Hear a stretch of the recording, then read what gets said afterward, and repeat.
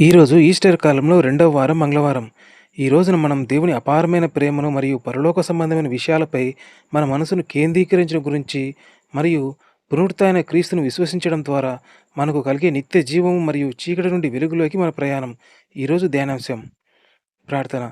ప్రేమామయుడైన మా పరలోకపు తండ్రి, ఈ ఆశీర్వదింపబడిన మంగళవారమున నీ పాదసన్నిధిలో మోకరిల్లుతున్నాము. ప్రభువా, నశించిపోతున్న మమ్మల్ని రక్షించడానికి నీ అద్వితీయ కుమారుని ఈ లోకానికి పంపిన నీ అగాపే ప్రేమను బట్టి మీకు స్తోత్రములు. నీ కుమారుని రక్తం ద్వారా మాకు ఇచ్చిన విముక్తిని బట్టి నిన్ను ఆరాధిస్తున్నాము తండ్రి. ఈరోజు మా మనసులను భూ సంబంధమైన ఆశల నుండి మళ్లించి పరలోక సంబంధమైన సత్యాల వైపు త్రిప్పుము. నీవు మాపై చూపిన ప్రేమను మేము ఇతరులకు కనపరిచేలా మా హృదయాలను విశాలపరచుము. లోకపు చీకటి మాలో ప్రవేశించకుండా నీ పునరుత్థాన వెలుగులో మేము సాగిపోయేలా మమ్ములను మా కుటుంబాలను నీ రెక్కల చాటున భద్రపరచుము. నీ చిత్తం మా జీవితంలో నెరవేర్చమని మా రక్షకుడైన యేసుక్రీస్తు అతి పరిశుద్ధమైన నామమున అడిగి వేడుకొచ్చున్నాం తండ్రి.